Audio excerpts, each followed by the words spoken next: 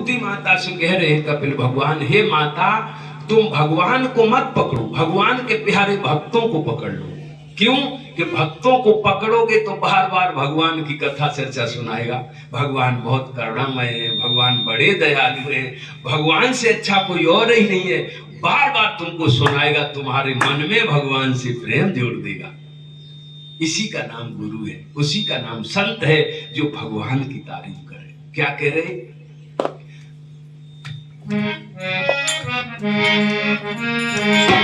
के उमा राम सुभाव जोई जाना,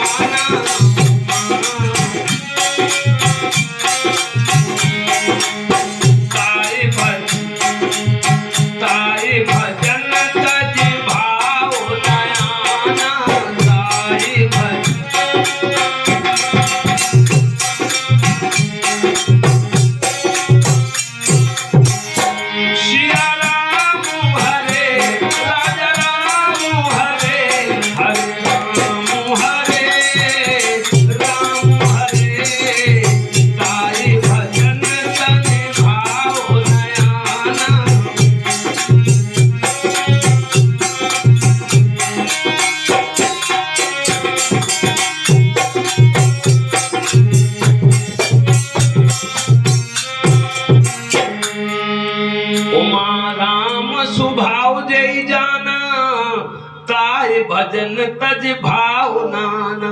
भगवान शिव कह रहे हैं, हे देवी पार्वती, जिसने भगवान का स्वभाव जान लिया कि भगवान करुणामय है, भगवान दयामय है, भगवान से ज्यादा कोई दया करने वाला और संसार में है नहीं, भगवान से जल्दी मेरी सुनने वाला कोई संसार में मेरा और है नहीं। फिर उमा राम स्वभाव जय जाना, ताहि भजन तज भाव नाना। उसे संसार का अहंकार कभी नहीं आएगा, उसे तो भजन ही अच्छा लगेगा जो भगवान को समझ लेगा। और भगवान को समझाने वाला कौन है? भगवान के प्राण प्यारे भक्त। देखो माता को उपदेश कर रहे कि आंख एक एक विषय जीवों को दिया है और एक एक विषय के चक्कर में फंस के मौत की गाल में चले जाते, काल की गाल में जाते। कैसे जाते?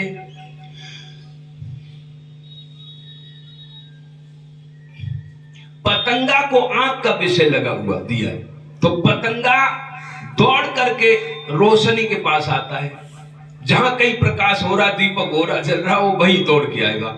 और आंख के विषय के चक्कर में पतंगा की मौत हो जाती है। हो जाती कि नहीं हो जाती है? अब हमरा को नाक का विषय दिया, वो फूल को सूंघने के लिए आता है और फूल से इतना प्रेम जोड़ लेता है, जबकि हमरा कितनी भी कठिन लकड़ी हो उसको पार कर देगा, लेकिन फूल को पार नहीं कर पाएगा। क्यों? कि फूल से उसे मोह है। इसी तरह से इंसान कितनी भी कठिन समस्याओं से उबर जाएगा, लेकिन अपने परिवार की समस्या कभी हल नहीं कर पाएगा। अपने बेटा से, अपने परिवार से तो माथे ही पटकता है, पीटता ही रहता है, उसको समस्या नहीं। क्यों? कि वहां मोह से है, जैसे भमरा को मोह गया। और भमरा रात में फूल बंद हो जाता, भमरा उसी में बंद हो जाता, हाथी आता है फूल को खा लेता, भमरा मर जाता। एक विषय के चक्कर में भमरा की मौत हो जाती। और जीव का विषय है मछली को। मछली वो जाता है, थोड़ा सा वो लगा देता है कोई मांस का टुकड़ा और लगा के फेंक देता है। मछली जीव के स्वाद के लिए उसे दौड़ के पकड़ती है और कांटा में फंस जाती और मौत हो जाती उसकी। हिरण का विषय है कान। हे माता, हिरण कभी न पकड़ा जाए। शिकारी जाता है, बीन बजाता है, सुंदर मृदंग बजाता है और हिरण आके वहीं खड़ा हो जाता, सुनने लगता और शिकारी उसकी शिकार कर देता है। और हाथी का विषय है मस्तक। हाथी मतवाला होता है, उसके मस्तक का विषय उसे क्या है? उसके स्त्री मन में हमेशा बसी रहती और वो हथनी के चक्कर में दौड़ता है और लोग उसे धोखा करके कागज की हथनी बना देते और आगे गड्ढा कर देते कि जैसे ही हथनी को दौड़ना पकड़ेगा वो गड्ढे में चला जाएगा। जैसे ही हाथी आता है, जो हथनी को देख के दौड़ता है, इसको गड्ढे में चला जाता और वो हमेशा के लिए पराधीन हो जाता है। एक एक विषय के चक्कर में इनकी दशा बिगड़ गई, तो ये मनुष्य योनि में तो सभी विषय लगे हुए। हे माता, ये पांचों विषय मनुष्य को दे दी। आंख का भी विषय है, कान का भी विषय है, नाक का भी विषय है या नहीं, और जीव का भी विषय। ये भी बड़ी स्वाद देखती है, ये आलू ठीक नहीं है, दाल अच्छी लग रही, ये भी तो भेद कर रही है कि नहीं कर रही, बताओ। जबकि कहा है कि गड्ढा भरना है, गड्ढा, चाहे रूखा सूखा खा के भर लो, चाहे बहुत अच्छा खा के भर लो, लेकिन जीव के चक्कर में लोगों ने खेत तक बिक्री कर दिए, रोड पर आ गए, बर्बाद हो गए, लेकिन उन्होंने रूखा सूखा खाना पसंद नहीं किया। और जबकि भरना गड्ढा है, और बड़े बड़े महापुरुष देखे, सब कुछ है, लेकिन फिर भी रूखा नमक से खा रहे। क्यों? कि जो आनंद है, जो भोजन जितना सादा होगा उतना ही जीवन मंगलमय होगा। और क्या कह रहे हैं श्री डोंगरे जी महाराज भागवत में, कि जीवन का अंत में पता चलता है। 1 साल लड़का पढ़ता है, परीक्षा देने के बाद पता चलता कितना पढ़ा। ऐसे दिन भर डिब्बी जलाए रहे और दिन भर बैठा रहे, अब पता नहीं मोबाइल में वो कुछ देख रहे है कि पढ़ रहे है, घर वाले सोचते पढ़ तो बेटा है, लेकिन जब परीक्षा होगी तो अपने आप रिजल्ट पता चल जाएगा। ऐसे ही चाहे कितना भी बड़ा साधु हो, जटा रखाए, तिलक लगाए, कितना भी बड़ा कुछ करे, लेकिन अंत जब मंगलमय होगा तो समझ लेना उसका जीवन मंगलमय था। एक भागवत में डोंगरे जी महाराज कह रहे, जिसका मृत्यु मंगलमय होगी उसका जीवन भी मंगलमय होगा, और जिसका जीवन मंगलमय नहीं उसकी मृत्यु में अपने आप पता चल जाएगा। दिखावा मंगलमय कितना भी कर ले महाराज जी, लेकिन मृत्यु के समय तो अपने आप पता चल जाएगा कि तेरा जीवन मंगलमय है कि तूने अपराध किए। कितना भी बच जाओ, उस परमात्मा से क्या छिपाए है? कि तन की जाने मन की जाने, और जानत बू है चित्त की चोरी, और बाप प्रभु से क्या छिपाए, और जिसके हाथ में मन की डोरी। तेरा मन कहाँ जा रहा है भगवान वहां देख रहे, भगवान की नजर से तेरा कुछ बचा नहीं है।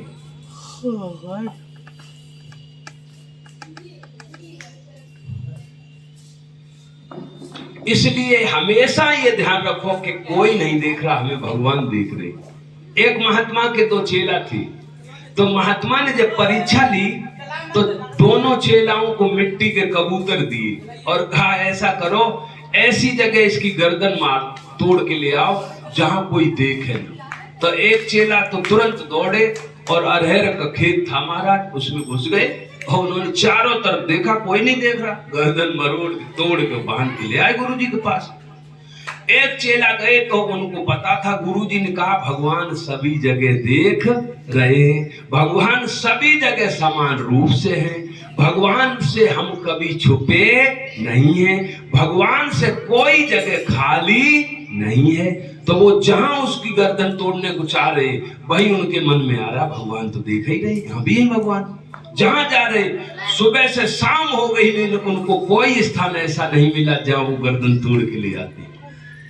सोचो, शाम को आके गुरुजी को दे दिया, कहा गुरुजी हमें कोई ऐसी जगह नहीं मिली, आपने तो कहा था हर जगह भगवान है, तो हर जगह जब भगवान है तो हम जहां गर्दन तोड़ेंगे कहा भगवान नहीं देख रहे।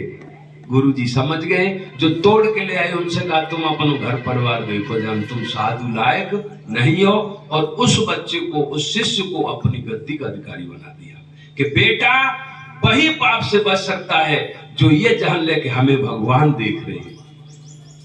और जिसको ये है कि परिवार देख रहा, पत्नी न जान ले, बच्चे न जान ले, इनसे बच ले, गांव से बच ले, दूर जाके पाप कर ले, तो आप कर लो, हो सकता है इनसे बच जाओ।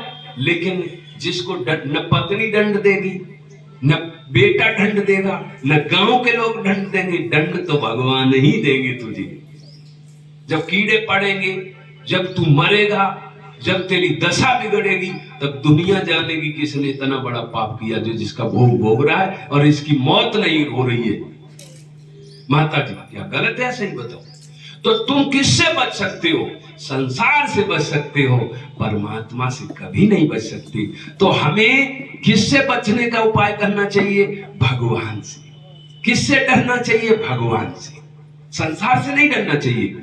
मीरा जी से एक महात्मा ने कहा, मीरा जी से कोई झूठ भी बोल दे तो मान लेती थी कि भगवान ने ऐसा कहा। तो मीरा जी से एक महात्मा बोला, मीरा ऐसा करो, हम भी शादीशुदा नहीं, तुम भी, हमसे गिरधर गोपाल बोले तुम मीरा जी से ब्याह कर ले, और का नाम वो खाना बना रहे, तुम आओ भजन बनते रहे। तो मीरा जी बोली ठीक है गिरधर, वो तो समझिए कि ये चरित्रहीन है, और उनसे क्या छिपा, वो तो गिरधर गोपाल की लाडली थी। तो उन्होंने कहा अरे बाबा ये हम भी चाह रहे थे, हमको लग रहा तुम सही है बोल रहे हो, गिरधर गोपाल ने जरूर तुमसे कही हुई है। सो भागवत चल रही थी। सो मीरा जी ने तखत मंगवाया, और तखत मंगवा के और कहा कि हम इस पे लेटे, तुम भी हमारे साथ लेट जाओ, आओ महाराज जी। अरे मीरा ये तो कहा जब भगवान ने कह दी तो इनसे काहे डरा दो? अरे दंड देने वाले तो भगवान है, और भगवान ने कह ही दी, तो अब इस संसार वालों से क्यों डर रहे हो? चरणों में गिर पड़ा, हमारी बुद्धि खराब हो गई, मीरा मुझे माफ कर दो, मैं जिंदगी भर तुम्हें मां मानूंगा। तो कहने का मतलब है जो असली साधु है वो क्या डरेगा? अरे दुनिया वाले से क्या डरे? दुनिया वाला तुम्हें क्या दंड दे सकता? दंड देने वाले से डरो जो तुमको दंड देगा। इससे पाप ये देखे या न देखे, उससे क्या हमारा लाभ होने वाला बताओ? और डोंगरे जी महाराज भागवत में कह रहे हैं कि जितना एक चित्त होकर के पाप जीव करता है, ये जितना पाप है उसके पास सब रखा हुआ है हृदय में, और जब बुढ़ापा मरने का वक्त आएगा तो ये सब पाप उसको दिखाई देते हैं। क्यों? कि एकांत एक चित्त होकर के पाप किए हमने। पुण्य जो करते हैं वो सबके बीच में करते, दिखा के करते, भजन करते दिखा के करते, लेकिन पाप ऐसे करता आदमी एक आंतर में कि कोई और जान ही ना पाए हम पाप करें, इतनी चालाकी लगता पाप करते समय। डोंगरे जी महाराज कह रहे हैं कि वो जो एक चित्त होके काम करता वो उसके मरणोपरांत जरूर सामने आता है पाप, तब उसे वही पाप दिखाई देता है। भगवान सब वही पाप दिखाई देता जो उसने एक चित्त होके किया, एकांत में। जो सोच रहा कोई हमारा जानता ही नहीं, हमने कर लिया, को जाने ये कहा जाने। संसार में सबसे छिप सकते तुम, परमात्मा से नहीं छिप सकते। अब इसके लिए उपाय क्या भागवत में डोंगरे जी महाराज बता रहे? श्री डोंगरे जी महाराज कह रहे कि इसके लिए एक ही उपाय है। क्या? कि जिस तरह से तुमने एक चित्त होकर के पाप कर लिए हैं, उसी तरह से आप पाप का प्रायश्चित करो। एक चित्त होकर भगवान को पुकारो, और भगवान वो पाप को साफ कर देंगे, धुल देंगे। और कोई संसार में तुम्हारे पाप खत्म करने वाला नहीं है, केवल परमात्मा का नाम, और वो भी एकांत में। जिस तरह से देखो, जब हम पैसों की गड्डी गिनते हैं तो मन एकाग्र रहता है, और नहीं तो कम ज्यादा होगा, भूल हो जाएगी, फिर दोबारा गिनो। 100 की गड्डी है। और क्या हम जब भगवान का नाम लेते, माला जपते हैं, तब इतना मन एकाचित रहता है? बोलो, जितना पैसे गिनते समय मन एक चित रहता है, उतना मन भगवान का नाम लेते समय, गुरु मंत्र जपते समय किसी का एक चित रहता है? बताओ। अब आप बताओ कि तुम्हारा मन भगवान में ज्यादा लग रहा है कि तुम्हारा मन धन में ज्यादा लगा? ये पहचान कर लो। अगर तुम्हारा मन पैसे में, अगर एक नोट गड़बड़ हो गया तो दोबारा गड्डी फिर गिनो, और भगवान की माला कर रहे हो, काका भाई इसको सानी लगा दो, फलानो काम कर ले, तो दोबारा माला फिर शुरू करो। क्यों? कि जिस तरह से गड्डी दोबारा गिनी जाएगी, उस तरह से तुम्हारी माला भी दोबारा तुम्हें जपना चाहिए, तब तुम्हें पता चले कि तुम कितनी माला करते हो। तो सही पूछा जाए तो जिस तरह से गड्डी गिनते हो, उस तरह से अगर एक माला भी भगवान को समर्पण कर दोगे तो कल्याण होने में कोई कमी नहीं है। इस तरह से माता को उपदेश किया है, और कहा है कि हे माता, आज से एक उपाय आरती सदा हमारा चार, और कोई उपाय नहीं, केवल भगवान के भक्तों से तुम प्रेम लगा लो। क्योंकि भक्तों से प्रेम करोगी, भगवान के कथा कीर्तन से भगवान से अधिक प्रेम करो। जहां भगवान का कीर्तन हो रहा हो, जहां भगवान की कथा हो रही हो, जहां संत इकट्ठे होते हो, वहां तुम जरूर जाओ। क्यों? कि संत जो है भगवान की कथा कीर्तन सुनाएंगे, इतनी बढ़िया बढ़िया कथा सुनाएंगे, अपने आप मन को पाप का से मुक्त कर देंगे धुल धुल के, और भगवान को कहेंगे कि ये सब तुम्हारे ही तो हैं, ये सब तुम्हारे ही तो है, किसी और के थोड़े ही है। और इस तरह से उपदेश तो बहुत बड़ा है, बहुत सुंदर उपदेश है। भागवत में कपिल भगवान और मैया देवहूति का संवाद तो इतना सुंदर है कि मैं बहुत विस्तार से कहता था, लेकिन जैसा अवसर वैसा भागवत है, कहना पड़ेगा समय के हिसाब से, कि ये समझ लो तो कल्याण हो जाएगा। समझने की बात है। देखो, एक कारीगर ने 3 मूर्ति बनाई, स्वर्णकार था, गुरु जी बहुत सुंदर उपदेश देते थे। 3 मूर्ति बनाई और तीनों मूर्ति जो है गणेश जी की थी। गणेश जी की तीनों मूर्ति बनाई और आकर के बाजार में उसने, मेला में जहां प्रदर्शनी लगी थी, वहां वो तीनों मूर्ति जो है रख दी। और रखने के बाद बैठो, रखने के बाद उन्होंने कहा,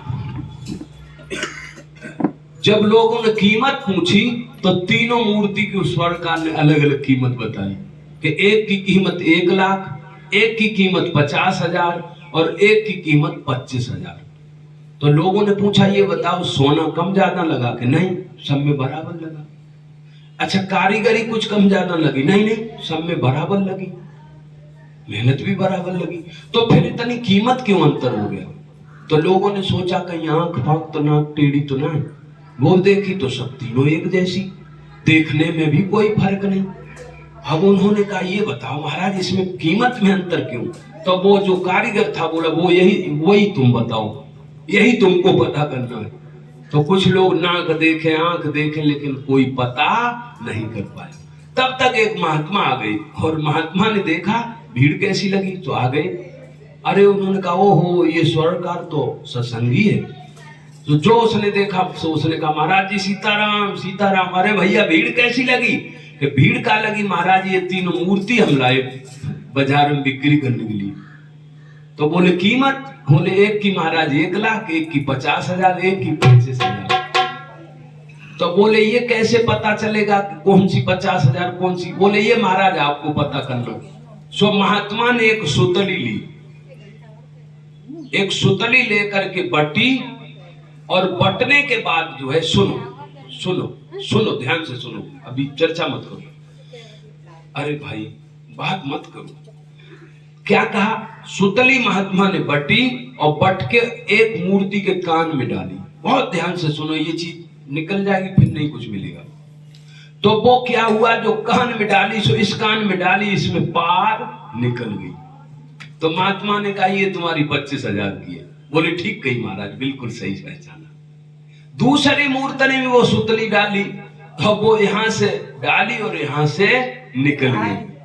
बोले ये 50,000 की है महाराज। बोले बिल्कुल ठीक पहचाना।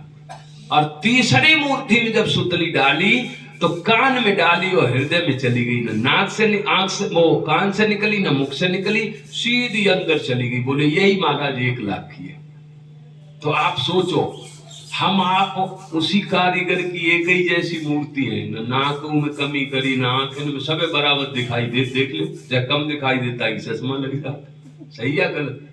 सबको खाने का हाथ पैर सबको दिए, सबको एक जैसा बनाया, लेकिन मूर्ति कीमती कौन है? जो भगवान की कथा सुन के अपने हृदय में धारण कर ले कि ऐसा हम जरूर करेंगे, वो तो 1 लाख की है। और जो सुन के उधर बकदे, कथा बहुत बढ़िया होती है, हमें बहुत अच्छे लोग, बड़ो टाइम पास हो, तो वो 50,000 की है। और एक ने ही कथा सुनी और ही पार कर दी, तो ये कही 25,000। तो देख लो महाराज, कथा सुनाने का सुनने का मतलब एक ही है कि उसे अपने जीवन पर उतारो। उसे जीवन पे किस तरह से उतारो कि देखो, आपको भूख लगती है। बहुत से लोगों ने प्रश्न किया, हमसे बहुत लोग जुड़े, उन्होंने कहा महाराज एक बात बताओ, हमारे घर में गमी हो जाती, कोई बात हो जाती, तो क्या करें, भगवान को भोग न लगाएं? लोग कहते भोग ना लगाए वो चाहिए। तो हमने कही तुम मत खाओ सब जने, कैसो हम तुम खाते हो, कैसो तुम महाराज खावे पड़े? तो कहा भैया भी खा ले, भूखे रहे जाओ। तो हमें बता, कौन से गुरु ने कही सोता हुआ मैं ते ले आओ? क्यों कि हमारे गुरु जी कहा करते थे सबसे करीबी भगवान है, हमारे सबसे अपने भगवान है और सबसे करीबी है, सबसे ज्यादा मेरे हैं। तो भैया एक बात बताओ, सबसे ज्यादा हितैषी, सबसे ज्यादा मेरे, सबसे ज्यादा प्रिय तो नेम कायले, चाहे हमने अपनों बनाए लो, चाहे बाप बनाए लो, चाहे गुरु बनाए लो, चाहे माँ बनाए लो, चाहे सखा बनाए लो, चाहे स्वामी बनाए लो, तो का भैया अपने सखा को भूखो रखे और हम खाए के परे, अपनी माता जी को पिताजी को भूख, हम क्या कहते, तुम्हें माता च पिता तुम्हें, तुम्हें बंधु च सखा तुम्हें। बंधु माने भाई तुम्हें, सखा तुम्हें, तो कितने रिश्ते बना लिए, माता पिता भाई और सखा। और माता पिता भाई सखा को न खवाएं, जगह न को भोग ना लगे वो चाहिए, हमाओ लगे वो चाहिए। तो भैया जी बताओ सही गलत? बोले बात तो आप सही कह रहे हैं। तो हमने कहा जब प्रेम जोड़ लिया है और अपना बना लिया तो उन्हें किसी भी काल में, चाहे दुख में हो, चाहे सुख में हो, चाहे खुशी में हो, चाहे गम में हो, सबसे पहले उन्हें पूछो, फिर अपनों काम देखो। इसी का नाम है प्रेम। जैसे एक धर्म पत्नी अपने पति के बारे में पहले सोचती, पति खा ले हम खा लेंगे, रुका चुका खा लेंगे, तो ऐसे ही सबके पति परमात्मा है, असली पति भगवान है। तो सबको असली पति से प्रेम लगाना चाहिए कि घर में चाहे रूखा जैसा हम खाएंगे, पहले भगवान का भोग लगाएंगे तब हम खाएंगे। तो जब आप भगवान का भोग लगा के घर में खाओगी तो वो प्रसाद बन जाएगा, फिर घर में ये कलह रहने वाली नहीं है। क्यों? कि प्रसाद धीरे धीरे वो अपना असर करेगा। दवा जैसे ही धीरे धीरे घर वालों को खिलाना शुरू करोगी, तैसे ही ये रोग है ना, जो खान पान वाले भी सब खत्म हो जाए, बिना करे हो जाएंगे खत्म। क्यों? कि भगवान के प्रसाद में इतनी बड़ी शक्ति है कि तुम राम राम करके बनाना तो अपने आप जो खाने वाला है वो राम राम करने लगेगा, फिर वो ठेका की तरफ कभी नहीं जाएगा। बताओ गलत कह रहा हूं मैं? सही। लेकिन क्या है कि मूर्ति वो बनो कि हम ये करेंगे, वो नहीं कि यहां से सुनी यहां निकाल दी, यहां सुनी यहां निकाल दी। खुद नहीं किया तो कुछ मिलने वाला नहीं है, मुझे करना पड़ेगा। महाराज जी कहते थे बहुत बढ़िया डॉक्टर हो, 500 रुपए फीस दो और दवा लिखवा लो, और बढ़िया वो दवा लिख दे और 5000 की दवा ले आओ और मूड़क ढेगा डाल लो तकिया के नीचे और सो जाओ। खाना मत तो ठीक हो जाओगे, और खाना समय से परहेज मत करना तो भी ठीक नहीं होगे। तो इसी तरह से भगवान की कथा चर्चा का मतलब है कि कुसंग से परहेज करो और भगवान के नाम की दवा खाओ। संसार में तुम्हारे सब रोगों, सब परेशानियों से ये दवा मुक्त कर देगी। ऐसा करने से बताओ सही है गलत? तो इसलिए मैं